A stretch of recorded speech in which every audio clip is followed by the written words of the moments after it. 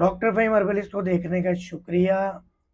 बात ये है कि मरीज़ों की रिक्वायरमेंट होती है, डॉक्टर साहब हमें जो समझाना है आप ही ने समझाना है। तो आपकी खुशी के लिए मोहब्बत में ये वीडियो रिकॉर्ड कर रहा हूँ। तो डायलिसिस के मरीज़ों के लिए मैं बता रहा हूँ एहतियात और हिदायत। डायलिसिस के मरीज़ के लिए सबसे पहली हिदायत ये है कि पानी आपने चूस के पीना है, सक करके पीना है पानी। जिस तरह आप स्ट्रॉ के साथ कोल्ड ड्रिंक ले रहे होते हैं या चाय गरम चुस्की लेके पी रहे होते हैं, आपने इस तरह चूस के पानी पीना है, बाकायदा चूसने की आवाज़ भी आनी चाहिए। ये सुन्नत तरीका है, तो आपके गुर्दे ठीक होने में बहुत माउन साबित होगा।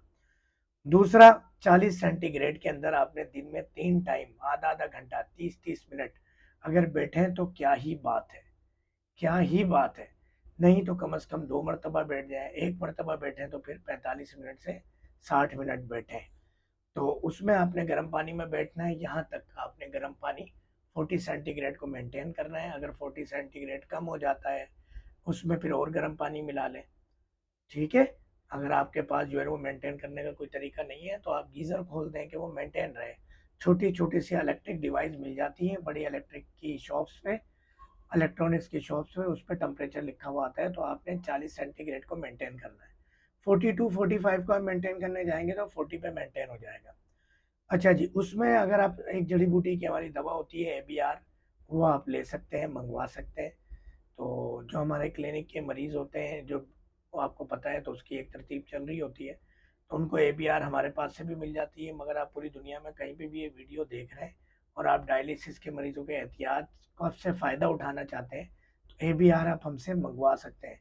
तो जहाँ रिज़ल्ट 50% है वो बूस्ट होके 100% हो जाएगा। जहाँ रिज़ल्ट 1 साल में आना है वो 6 महीने में आ जाएगा। सफ़ेद पेठा, सफ़ेद पेठा वो जो सफ़ेद पेठे की एक मिठाई मिलती है, मुरब्बा मिलता है। उस वो वाला फ्रूट चाहिए, सफ़ेद पेठा, पका हुआ सफ़ेद पेठा, मुरब्बा बना हुआ ना हो, चीनी मिला हुआ ना हो। जो है नहीं, पका हुआ से मुराद ये है कि जिस तरह आप आम खाते हो पका हुआ, इस तरह मार्केट के अंदर तैयार सफ़ेद पेठा जो मिलता है। फिर मैं कह रहा हूँ कि वो मुरब्बा बना हुआ सफ़ेद पेठा नहीं, जो सब्ज़ी की दुकान से सफ़ेद पेठा मिलेगा, उसका आपने जूस बनाना है। और जूस बनाने का तरीका ये है कि वो उसमें आपने बस थोड़ा-सा पानी मिला देना है और उसको खरबूजे की तरह काट लेना है और उसका कम से कम 1 गिलास जूस आपने पीना है। 1 गिलास जूस के अंदर आपने 2 ग्राम काली मिर्च डालनी है। अच्छा जी, और रोज़ाना नहर में इसको पीना है। सब्ज़ी मंडी से मिल जाता है, हर जगह आसानी से ढूँढ लीजिएगा, वरना आपको बड़े मार्ट से, मार्केट से मिल जाएगा। नहर मुँह पीना है आपने, इसके पीने के बाद 2 घंटे तक कुछ नहीं खाना-पीना। और एक और चीज़ याद रहे कि सफ़ेद पेठा आपने इस्तेमाल करना है, पीला पेठा एक आता है, वो अक्सर जगह-जगह रखा होता है, वो नहीं लेना है। उसी में का सफ़ेद पेठा होता है, वो लेना है सब्ज़ी की दुकान से और उसका आपने खरबूजे की तरह काट के जूस बना लेना है। अच्छा जी, टमाटर, बड़े का गोश्त, हरे पत्ते की सब्ज़ी, ये आपने इस्तेमाल नहीं करनी है। पानी चूस के पीना है, आपको मैंने बता दिया था। अद्वियात भी अगर आप मेरी इस्तेमाल कर रहे हैं तो उसमें भी पानी कम से कम इस्तेमाल करना है हस्बे ज़रूरत, और पानी कम से कम पीना है आपने, क्योंकि आपकी किडनी वैसे ही फेल हो चुकी है। किडनी एक फ़िल्टर होती है, अल्लाह ताला की दी हुई नेमत है। किडनी के अंदर एक बारीक मलमल के कपड़े से भी बारीक झिल्ली होती है जो कि फ़िल्टर कर रही होती है तमाम लिक्विड को। तो वहाँ आपने जो है उस पे लोड कम से कम डालना है ताकि हमारी दवाएँ भी एक तरफ काम करें, वहाँ किडनी रेस्ट पे भी हो मैक्सिमम, ताकि दवाएँ जल्दी असर करें और किडनी दोबारा ओके हो जाए। और हदीस शरीफ के मफ़हूम में आका जी सल्लल्लाहु अलैहि वसल्लम फरमाते हैं, हर बीमारी का इलाज अल्लाह ताला ने उतारा है। तो किडनी डिजीज़ का भी इलाज मौजूद है। कोई परेशानी की बात नहीं है इसके अंदर। तो आप ये अगर हमारा इलाज करते हैं और साथ में ये एहतियाती तदाबीर अपनाते हैं तो फ़ायदा है, वरना ये एहतियाती तदाबीर मेरी तरफ से हदिया है। आप लोग अपना सकते हैं, बहुत फ़ायदा होगा आपको। डायलिसिस के मरीज़ कुछ भी खाएँगे पिएँगे तो उकड़ू बैठ के खाएँगे पिएँगे। उकड़ू, आपके पाँव सूज जाते हैं, पाँव में सूजन आती है, तो आपने लाहौरी नमक इस्तेमाल करना है 5 ग्राम।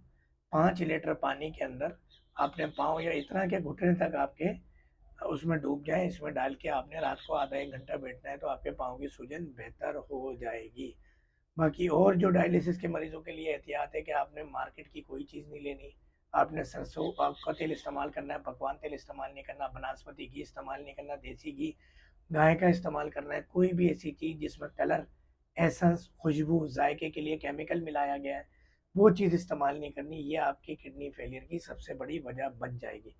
जज़ाकल्लाह। ये डायलिसिस के मरीज़ों की एहतियात है। बाथिंग टब में ज़रूर बैठें, हमारी दवा ले रहे हैं तब भी बैठें। हमारी दवा से जहाँ 6 महीने से साल लगते हैं डायलिसिस से छुटकारे में, कभी 4-5 महीने में भी छुटकारा होता है, अक्सर मरीज़ों का 3 महीने में भी हो जाता है। वहाँ 50% टाइम कम हो जाएगा अगर आप इन तमाम हिदायत पे अमल करेंगे, ख़ास तौर पे बाथिंग टब वाली। जज़ाकल्लाह, अस्सलाम वालेकुम रहमतुल्लाह।